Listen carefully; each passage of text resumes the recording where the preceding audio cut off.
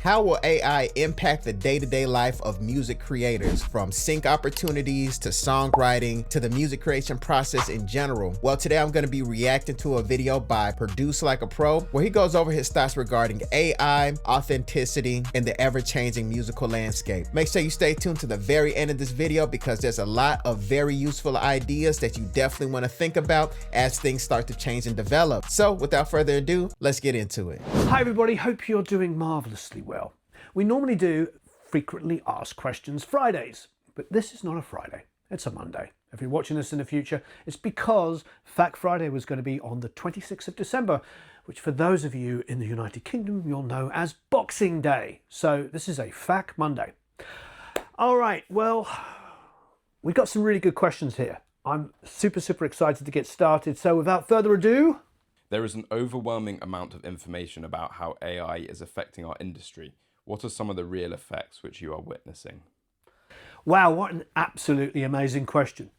I'm very blessed to do music for a living. YouTube has turned me into a mini influencer in some ways, but ultimately I'm here at our new space mixing an album. We still have speakers ready to come up, but been working on my odysseys and of course checking on the new VSX with the model of my room in LA. So why do I mention that? Well, it's because I'm surrounded by people making albums. I'm making albums, doing songs every single day. I speak to producers, engineers and mixers, songwriters, artists every single day of my life. So I'm going to tell you exactly what is happening. Not what people are theorizing that's happening, but from a working professional. This is what's happening. People are using AI all over the place. Number one, I have a friend who's a mastering engineer who masters a ton of sync work. Absolutely, is busy mastering sync material. And I won't say who the company is, but it's massive and they have let their staff go that were independent contractors and full-time guys and girls that were producing, I suppose, what you'd call sound-alike tracks to go in film and TV, particularly like documentary television and stuff like that, or even in some instances commercials. They've let them go and they're in a world of prompts. This is what's happening. This is real. This is not somebody who doesn't work in the industry theorizing about what's happening. It really is happening. So he's mastering probably more than ever because it's cheaper and easier.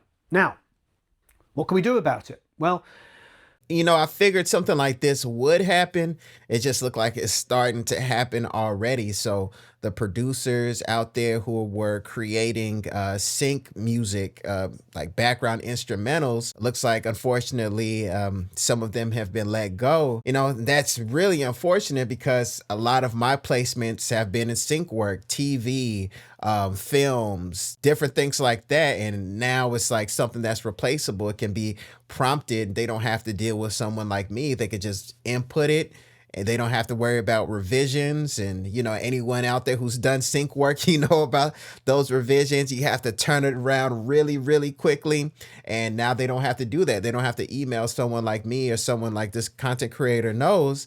They could just prompt it in, change this, change that. Okay, make it longer. Okay, increase the tempo, and they don't have to deal with a real human being. So I knew this was coming down the pipeline, but unfortunately, it looks like it's starting to actually roll out so quickly. It's already happening, man. So the tides are changing. Shift is happening already. Let's go ahead and make sure we're in communication with each other just to see how we're navigating the landscape. But let's go ahead and get back into the video. What can we do about it? Well, not a lot when it comes to the generic. The generic, as I said a couple of years ago when this first came up, the generic is what's going to be killed off first. And lots of people are losing work because of it. If they're doing bed music in documentaries, it's so much easier to go produce a song, that sounds like the Beach Boys backing track circa, whatever you want to say, make it a reggae track, an instrumental or whatever. You can do all of this stuff and it will output something probably good enough to go in a documentary or one of those awful shows that people seem to love with, I won't say the names, but some families running around having a great time in Miami Beach or something. Not stuff I watch, but that stuff is going to be, well, it already is using AI music. They don't have to pay royalties. They don't have to pay people to make it. Simple as that. The next thing that's happening is songwriting. Songwriters are using AI to write tracks. They're using the AI to write tracks. Maybe they're manipulating it. Maybe they're taking an individual vocal, etc. But I have heard and seen and experienced it. And people are playing instruments to those tracks. Now, I think Suno stopped the ability for people to download stems, but you could still put in your track idea, you know, make it a death metal song with a Hawaiian blah blah blah, output it and then isotope it and remove all the stems that way, and then real musicians, yes, real musicians are then replaying the parts. That is happening each and every day in our industry, and with people you know. With producers you know, with engineers you know, with mixers you know, with songwriters you know, and with artists that you know. That is how songs are happening. Yeah, that definitely doesn't surprise me. Not too long ago, Harvey Mason Jr., very, very popular producer, he mentioned that Suno and AI in general is just being used totally, all over the place, especially at the highest level. Everyone is incorporating AI into their workflow at some capacity. So this doesn't surprise me at all or take me back by, any stretch of the imagination. I'm just wondering in what ways are people really implementing this, especially like in the hip hop R&B world where I kind of live more so in. I'm wondering how everyone is using it. I've seen a couple of bigger producers using Suno and chopping up like Suno loops. I'm not quite sure how people are using it specifically for songwriting. I'm guessing more so to help finish like lyrics and things of that nature, maybe reimagining different song concepts. But yeah, AI is here. It's a real thing. It's not just this thing that's just off in the corner where people are kind of, sneaking and using it. It was definitely like that at the beginning. A lot of people were ashamed to even talk about it. But now, I see a couple of different cook-up videos of producers just pulling up Suno and creating, loops and things like that. So, it's not something that people are hiding anymore. It's not something that people are ashamed of or are afraid to get caught with. And, it's just creating a new standard of music creation, a new speed, a new level of efficiency. And, I definitely feel like people are going to have issues with it. Some of the side effects of doing it, we can't just keep growing rapidly for growth's sake. We kind of need to think about what are the consequences of doing it? How is it going to hurt the music creation process due to the fact that we're using AI? What are we losing? What are we missing? What are we taking away by using these tools? I think it's something that we definitely need to think about and not just totally jump in head first. You can use it as a tool, but just don't be totally dependent on it and think about the other outside implications. But let's get back into this video. There will be more material being made than ever before. Artists who are successful will be pumping out more music than they've ever done before. Because now, some of the heavy lifting, the initial ideas, will be done by AI. And it's happening now, for real. So not just the sort of country song that went to #1 in a digital playback of country music chart or wherever it was, that's just the beginning. There's already songs that you are hearing that started off as AI, and maybe they've been replayed, maybe they've been manipulated, but that is where our industry is at for real. I think another part of this question is like, what do we do about it? You know what we do about it? We focus on the real. We focus on being able to play your instrument, being able to record things and manipulate the sounds and create unique ideas, but things that only human beings can do, which is moving away from this perfection.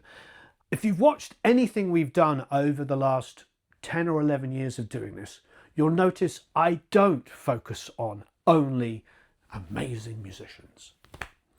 That has been one of the things that I have always come up against with music, is that people look at music from a perspective of like, look how fast this kid can shred, with those mimed Instagram videos where they've recorded it and then edited it super, super tight and then played perfectly against it, and edited it and tuned the bends and whatever, all of the stuff that's done, and then they mime against it. And those videos are massive on Instagram.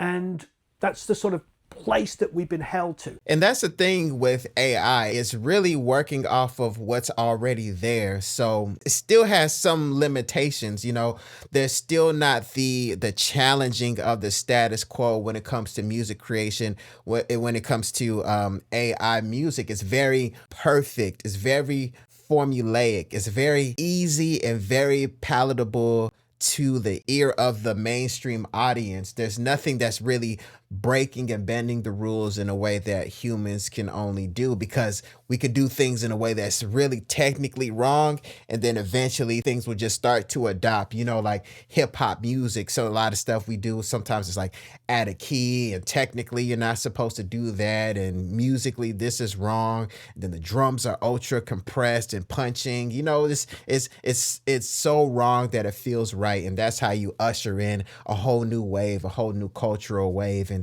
that's something that AI can't quite do. And like he mentioned here, breaking the rules, bending the rules, not being ultra perfect, that's the way that you have real human feel. Not everything needs to be ultra correct. And what I'm predicting is there's going to be a totally new anti-AI wave, anti-AI subculture of people who are almost checking, music like GMO fruit for people who are really healthy. They want to make sure that, where did the seeds come from? Is this GMO? Is this genetically modified? They want to make sure it's organic. So I think there's going to be a wave of people who feel that same way with music. And also recently, like I've mentioned in some of my other videos, Bandcamp has announced that they're not allowing AI music onto their platform. So if you're a person who supports real organic human music, that's a safe haven that you can go to, at least for now, to check out real human made music. And those videos are massive on Instagram. And that's the sort of place that we've been held to. And the problem with this kind of mentality of perfectionism, of criticizing somebody who sang slightly out of tune, which I see all over the place. Oh, you suck because you're not singing in tune. I remember working with Aerosmith, and Stephen went and sang the national anthem, and they put it up on YouTube, and they're like, he's terrible, he's sick. And all he was doing was bluesing the notes. Oh, say, he was doing all the things that great blues rock singers do. And he was being criticized for it because it wasn't it wasn't like this perfect stepped auto-tuned vocal that everybody was used to. Yeah, and if you guys are a fan of like 90s R&B like myself, you'll notice that sometimes the vocals will just shift at a pitch a little bit. They'll start to get pitchy, and it feels kind of good, especially when they're hitting certain notes, when they're singing certain lyrics. It has a unique way of creating tension, and these are expert singers, and then that's just a natural thing that their voice is doing. So it's not that they're not talented and they don't know what they're doing. It's just a thing that their voice is naturally doing, and they didn't have the auto-tune tools to just tweak everything into total perfection. They just let the voice do what it do. You know what I mean? And, that's a part of the human music creation process that could possibly get lost with AI music. But let's get back into the video. Let's embrace that. Let's embrace the world of real performances. I love the tools, don't get me wrong. If you need to tune a note that's slightly out of tune, but the performance is incredible, of course. But when you rely on the tools, you're just moving towards what AI can do. I had this whole conversation earlier about records from like the mid-90s to like mid-2000s, about when DAW started taking over and drum samples started coming in and people started tuning and tightening everything absolutely perfectly. The problem is a lot of those records just don't feel classic or classy anymore, do they? Especially like the early 2000s stuff. You listen to it and you're like, that's loud and slamming, just like everybody can do, because everybody can use Neuro DSP or any of these great plugins to get this massive wall of guitars and play the DI and edit it tight and do all of these things and copy and paste everything around. That's just a technical thing that you can do now. You can all use the same programmed drums, which so many things do. What you can't do is what you bring to the party. You've heard me say this for years about why I love my crappy piano. My crappy piano that I have in my LA studio is a little bit out of tune, and people used to go, oh, I can't believe you're using it. You should just use a virtual piano rather than using that out of tune piano. I was like, no, I love that out of tune one that sounds a little bit different on each key and it's a bit weird and all this kind of stuff, because that's what I love about music. It's why I've always championed not only jazz musicians like Wes Montgomery and Django Reinhardt and made videos about them, but also championed the Velvet Underground and Iggy, because we all know that as much as Bohemian Rhapsody might be the greatest song of all time, in my humble opinion, The Passenger by Iggy is incredibly important. And Sweet Jane by the Velvet Underground is so important as well. These are the things that makes music unique. You know, when I hear this, I think about having a unique fingerprint as a music creator. So if you listen to people like, let's say, Pharrell's piano playing or Pharrell's drumming, it's slightly off. It's a little slightly imperfect, and that's the way that he helped to create the Neptune sound along with Chad Hugo. You know, if they set out to get things ultra perfect, it'll be difficult for the sound to really just totally stand out the way that it did. And the same thing holds true for all the music creators today, the producers out there today, the songwriters out there today. If you have all these tools to get things ultra tight and ultra perfect, and then now we have these different AI tools, it's like your perfection and then the AI's perfection could start to blur and blend in together if you don't allow those imperfections to remain in a human, in an artistic manner that really resonates with your fan base. If you try to strip that all away, then what's the difference between what you make and what AI has the capacity to make as well? So that's important as you guys create your music and, you know, you put your music out there for people to listen to. If there's something that people vibe with, if there's something that people like, you know, definitely check the temperature of the general public, of your fan base, of your audience. But man, you could be doing something that, let's say you go to a studio and they keep correcting, but that thing that keeps getting corrected could be that extra kick, that extra spice that really makes people gravitate towards it. So don't be afraid to be you. Don't be afraid to be unique. Things don't always have to be extra perfect. You know, I've even, you know, to confess, I've recorded artists and I've been in Melodyne correcting things, and I've had that conversation with myself. I'm like, things really kind of felt better before I melodyned it, but I'm melodyning the vocal just so it can fit that ultra perfect sound of what's out there on the radio and things of that nature. But that's something that I may have to push back against, you know, myself and other producers and engineers out there. If you're melodyning and you're tightening things up, you know, vocal correcting, correcting the pitch with Melodyne, should you really be doing it, or does it feel better without it? And if it feels better without it and it's separating the artist from what's out there, that could be a good thing, you know? Just a little something to think about. But let's get back into the video. This is what we need to be focusing on. This perfectionism that we have become so obsessed with is why AI is able to exist. Because that's the easy thing to do. Getting into this like absolutely sample perfect, super tuned, DI, drum set, sounding bloody blah, blah, blah, whatever is the easy way of making music. The difficult way of making music and the best way of making music is capturing great performances. Capturing great ideas, writing lyrics that mean something. As John Lennon said to my friend Jack Douglas when I asked him, what is the most important thing John told you? He said, tell the truth and make it rhyme. That is what we need to be doing more of. Making disposable rock, pop, any kind of music is where AI is going to thrive. And that is fine, great. But rise to the challenge.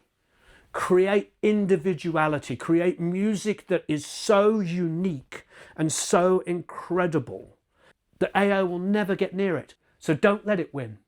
Don't let it win. Use it as a tool. That's great. That's what people will do. But don't let it win by making sure that you do music that's powerful, unique, and has something to say. Powerful, unique, and has something to say. You know, I've already mentioned before, you know, AI has very mainstream appeal as far as just being watered down and very easy to the ears. But You know, if you really want to stand out, you really want to make your impact, you really want to put your mark on the music game, you're definitely going to need to challenge yourself, push yourself, and recognize what AI can do musically and what it can't do musically. So embrace those flaws, embrace those imperfections, put that music out there and really see how people resonate with it. Let me know what you guys think in the comments. How do you think that recording artists, producers can really set themselves apart? What do you think about this perspective when it comes to AI and music? Should artists strive to be more unique and embrace their flaws? Please leave your thoughts in the comments. I'll definitely be glad to check it out. I hope you enjoyed this video. If you did, make sure you hit like and subscribe. My name is Desmond A, and I'll be back with more great videos. Peace. Wait, before you go, make sure you go to DesmondASounds.com where you can get free FL Studio Patcher plugins, free loops, free guides, everything you need to level up your music production. Once again, go to DesmondASounds.com or click the link in the description. Go there now and totally transform your music production.